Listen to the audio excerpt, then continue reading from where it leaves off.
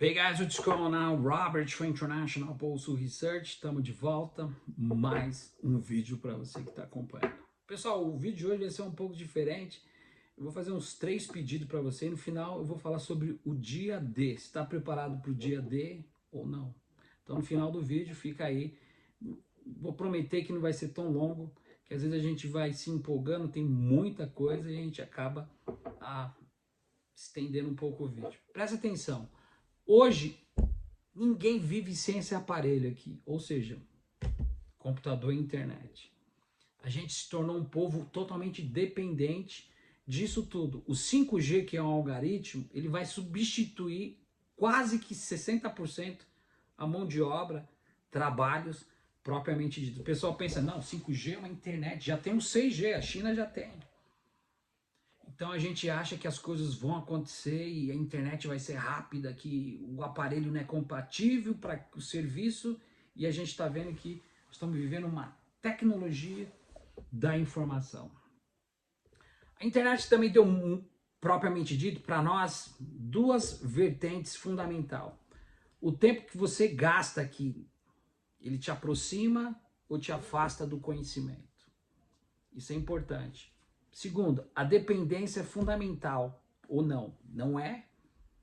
A causa da dependência, ela te alicerça para que você realmente possa construir um senso crítico, um senso comum ou não? A gente sabe que o Main Street no Brasil ele tem uma prótese de modelo de pensamento.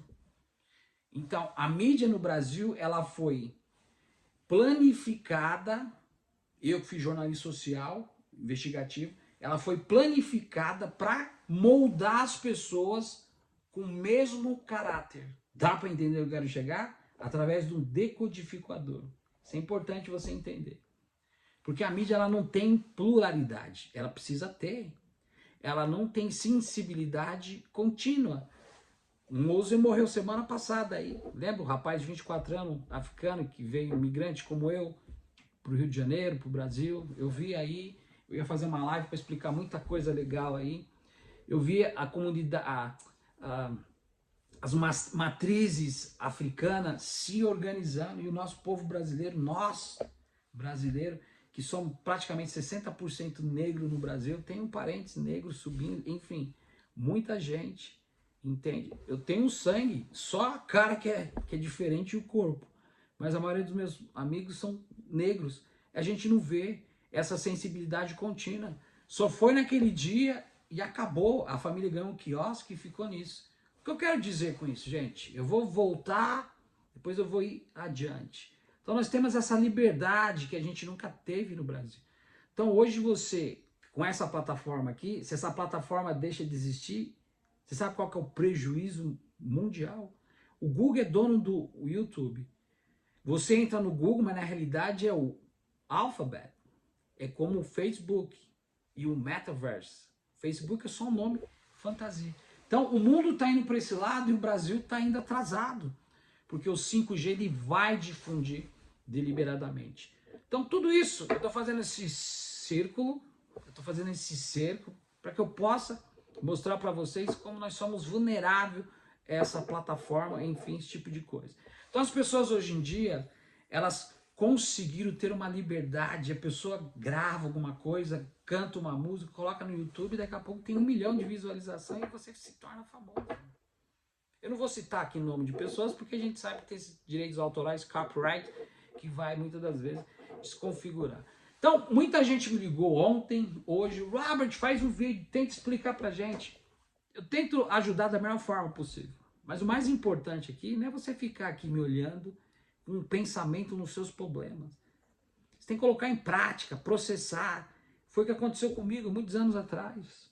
Eu comecei a enxergar as coisas de um outro ângulo e eu vi o tanto que a minha família, meus antepassados, avós, bisavós, foram enganados no Brasil. Então nós temos esse dispositivo que se você não tomar cuidado, você vai se tornar uma pessoa dependente e vulnerável, por vias de fato. Então vocês viram o que aconteceu aí ontem, o Monark, playboy, não tenho nada contra, fazer assim uma autocrítica, playboyzinho, né? Começou a vida na internet, fez a vida, lá no Flow. Muita gente me pergunta, Robert, por que vocês não falam? O que é um podcast? Podcast foi criado aqui nos Estados Unidos. É um boot, você faz um U, tem podcast dentro de restaurante, dentro de bar, dentro de carro. Eu já vi podcast. Eu não sou muito ligado a isso, porque eu não gosto muito. Eu não sou youtuber, eu não vendo imagem, não vendo curso, eu não vendo imagem representativa. Porque o capitalismo tornou as pessoas, o materialismo do capitalismo fez essa fusão com as pessoas. Então as pessoas se tornaram objeto do materialismo, do capitalismo, de uma forma bem indireta. E você não percebe isso, porque todo mundo na internet, quando acontece, todo mundo só vai falar disso. Eu vi o 247, deu até vergonha. O dono do 247, cara, ele tá disputando pessoas por causa do Flow. Aí é que tá, gente. Presta atenção.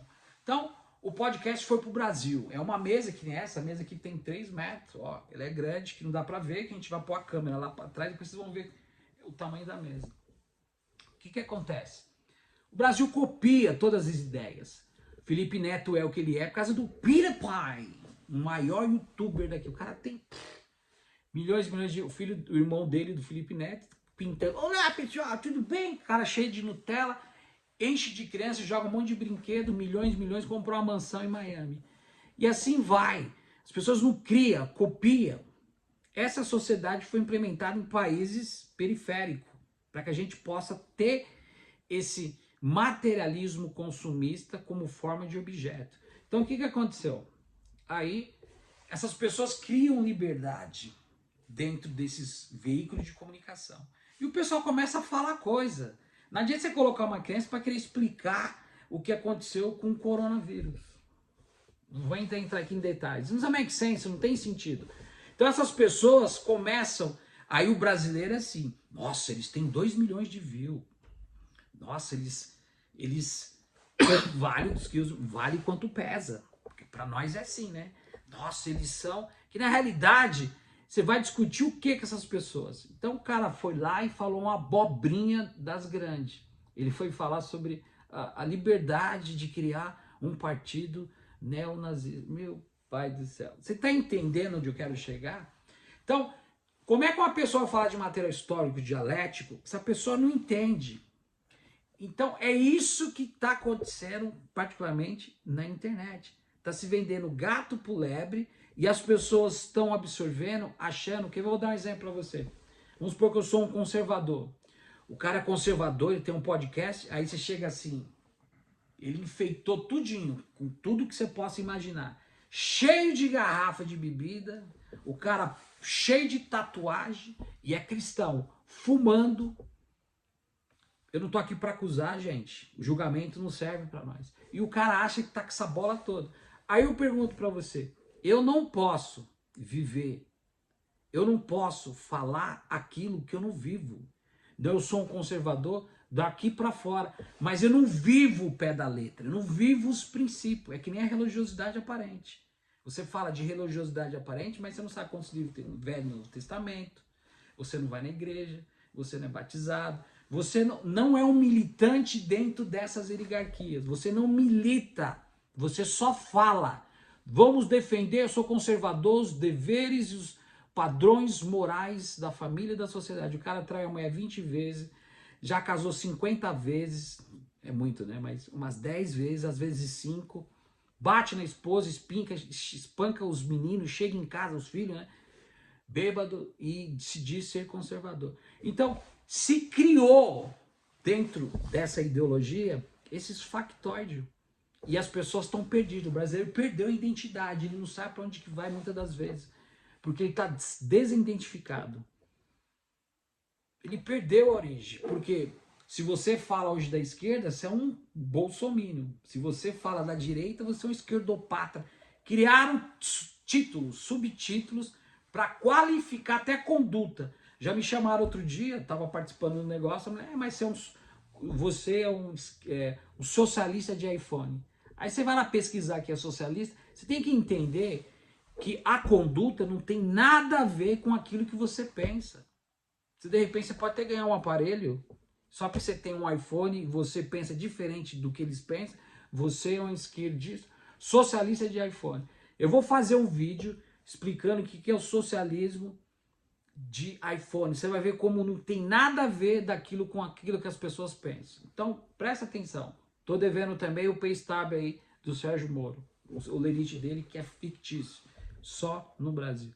Então, o cara do Flow vai lá, não só ele como outros, o tal de Podpah lá também. Eu não sou fã de podcast, porque eu sei que daqui a pouco é que nem barraca de cachorro-quente. O cara tá ganhando dinheiro e daqui a pouco começa a ter 20 do lado dele. Mas ninguém entende que o cara tá 20 anos ali vendendo, sofrendo, vendendo o cachorro-quente dele. Então tudo é copiado. Aí 8 milhões, 6 milhões para ver o Lula. O Lula não falou absolutamente nada para reconstruir o país. Falou da vida e de tudo aquilo que aconteceu, não tem nada contra o Lula. O posicionamento dele é errado. Hoje é o candidato do centro e tem muita gente que me critica. Aí, Robert, te seguir, não vou te seguir mais. Meu amigo, eu não tô... Eu vou defender a verdade, eu tô trazendo a verdade. Ninguém é obrigado aqui, ninguém tá jogando na rede pra vocês ficarem aqui. Se fechar isso aqui, eu não dependo disso. Então, gente, o que aconteceu dentro do nazismo, do fascismo, para que a gente possa entender um pouco. E eu vou falar um pouquinho também, para estender um pouco, eu falei que ia ser curto, aquele movimento integralista foi criado em 1930, porque muita gente acha que o fascismo só surgiu agora. Não, o Brasil já teve um movimento integralista em 1930, com Salgado, Plínio Salgado, que tinha 1,5 milhão de pessoas. Ele se candidatou a presidente, e a gente vai estar falando isso mais para frente. Então, o que é o nazismo? O nazismo é uma ideologia metapolítica. Nossa, até fiquei pensando assim quando eu vi isso. Mas não é definição meio que complacente. O fascismo surge depois. Então, o nazismo, a gente tem que prestar atenção que o fascismo ele defende, por necessidade, uma mobilização da sociedade sob um Estado totalitário, de partido único para preparar a nação para um conflito armado e responder uma força eficaz. Então, como é que surgiu isso? Surge depois das dificuldades, se a gente for analisar aí, do final da guerra, da Segunda Guerra Mundial, em 1945, onde é implementado aqui nos Estados Unidos o New Deal, que é o que o Biden está fazendo agora. Então, como foi a ascensão do nazismo e do fascismo? Tudo isso aconteceu depois da Depressão. Então você vê que a Segunda Guerra foi em 1945, First Depression, 1929. Desemprego maciço, humilhação do Tratados de Varsóvia de 1919, o descontentamento social dos regimes democráticos. Você vê aí um desfalecimento, né, da sociedade, da democracia abstrata, né, por vias de fato, que está acontecendo hoje com o Brasil. E a gente vê o apoio dos alemãos, né, dos partidos socialistas, ao temor de uma revolução socialista que poderia levar a alta burguesia alemã para um outro clero. Então, a gente vai estar explicando assim por cima da cortina para que você possa criar um senso comum aí. Quais são os princípios, as questões básicas, as principais ideias do fascismo? Eu vou falar aqui as coisas e você vai ficar de boca aberta. Se você já ouviu, ouça de novo, entende?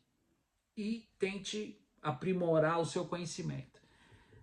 Valorizar o nacionalismo, você tem que entender que patriotismo não tem nada a ver com nacionalismo. Totalitarismo corporativista, ênfase do militarismo, aí depois você coloca quem é que está pregando isso no Brasil, lá embaixo. Obsessão por segurança nacional, desprezo pelos direitos humanos, todo mundo ataca os direitos humanos, mas o direito humano que é implementado nos países periféricos, eu vou estar falando também em outro vídeo. Desprezos por intelectuais e artistas, a gente tem uma casta leva de intelectuais, principalmente de artistas, que ficaram de férias por décadas no Brasil, porque eles estavam aí mamando literalmente em verbas de publicidade, que eu não vou entrar aí, né? Nada da lei Rouanet, nada a ver, mas eu vou estar explicando mais a fundo isso, que é a minha área. E o controle da mídia, a censura, a gente está vendo muito isso, né? Os ataques em todos os aspectos, e usa a religião como forma de manipulação. Então, isso aqui é o fascismo, que foi criado por quem? Mussolini, lá na Itália, durante a década de 1920. Então, para a gente entender o fascismo e o nazismo, nós temos que ver que existe uma distinção, mas uma coisa puxa a outra propriamente dito, e às vezes a gente não entende a ascensão do nazismo propriamente dito. Então, durante essas guerras mundiais, a Europa ficou marcada pela ascensão do fascismo. Fascismo primeiro. Depois o regime autoritário, baseado na centralização do poder do nacionalismo, é um meio complexo, mas dá para se diferenciar.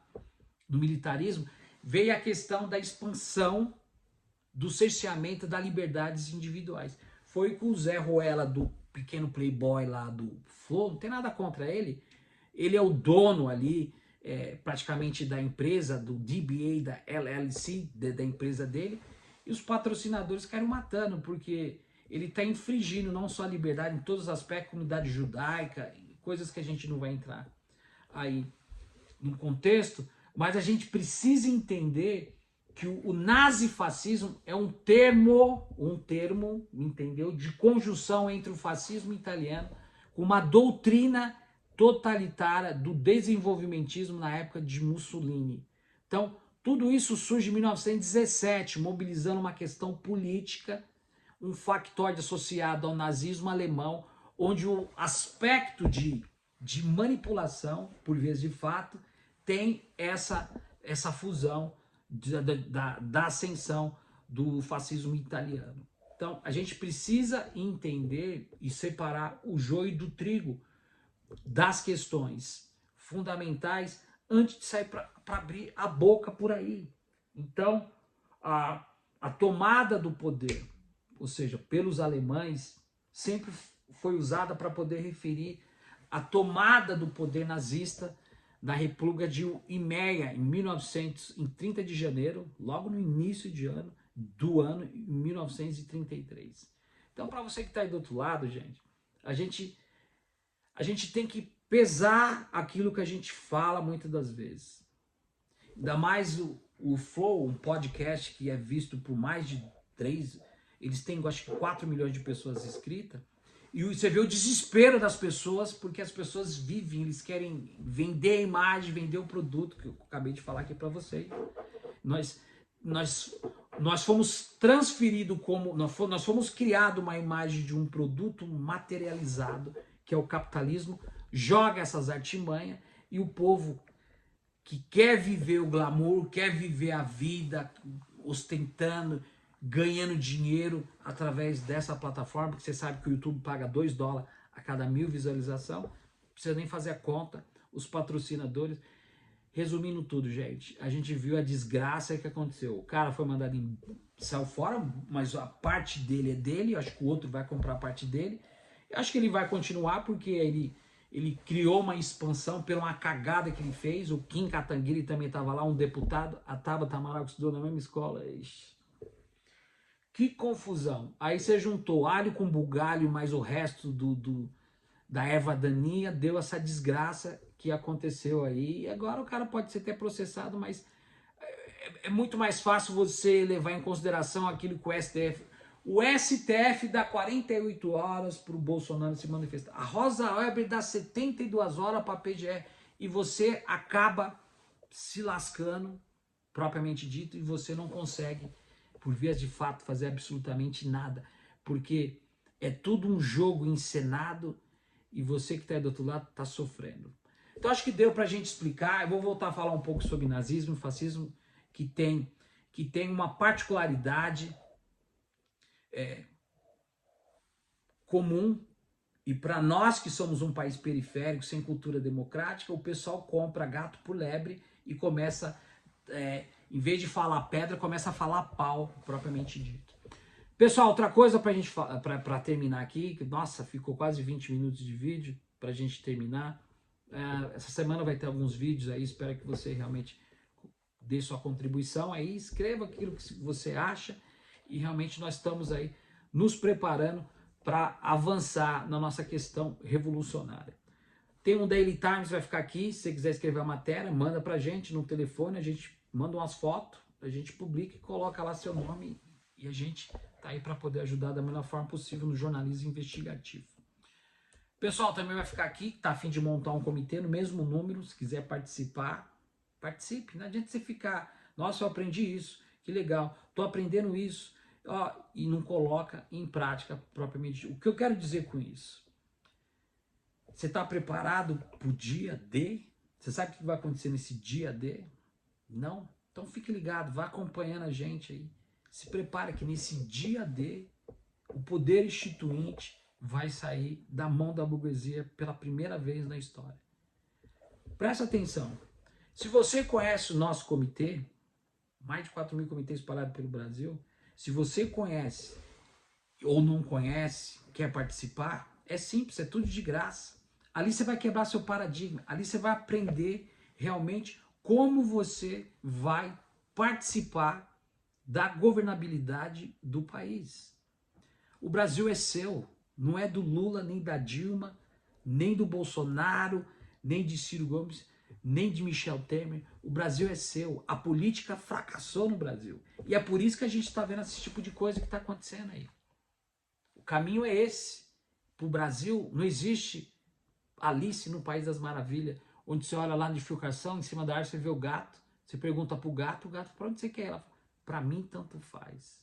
Esse ano vai ser pior do que o ano. Até junho as coisas vão complicar. Não é que eu sou pessimista, é que vai se dar continuidade às mesmas coisas, esperando ser resultado diferente. Vamos supor, saiu o presidente, entrou um outro presidente, mas o plano econômico é o mesmo. Desde o Collor, tripé macroeconômico, desde o Collor, e você continua aí raspando as moedas, o sofrimento estampado na cara. E muitas das vezes não consegue entender o que está acontecendo, porque nada muda. Se você não acordar cedo amanhã, você vai acordar cedo, ninguém vai pagar suas contas, e você está preso aí, porque você não entendeu. Você quer participar? Você quer quebrar a hegemonia do seu paradigma? Você quer lutar pelo seu país?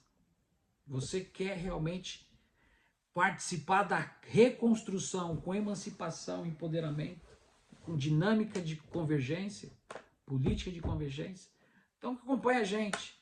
Vai ficar um telefone aqui, manda mensagem, quero lutar, quero participar. Com 2 pessoas você monta um comitê, são 4, presidente, vice, coordenador, secretário. O resto, a gente está aqui para ajudar. Participe. Se prepare para o dia D. A gente não vai marcar o dia. Vai ser o dia D. Vocês vão ficar sabendo. Mas não vai ser marcado o dia. Sabe por quê? Porque o aparato da ordem vai estar lá para nos esperar. E a gente vai colocar essas pessoas nos seus devidos lugares. Parece ironia, né? Parece brincadeira. Então pense nisso. Reflita no que está acontecendo hoje. Tudo por causa da tecnologia e da informação. O tempo que você gasta na internet te aproxima ou te afasta do conhecimento? Você está se tornando vulnerável, dependente de alguma coisa que muitas das vezes não faz você pensar, criar o seu senso comum. Pense nisso. Robert for International Pulse Research. Don't go away. Stick around. A gente se vê no próximo vídeo. Até mais.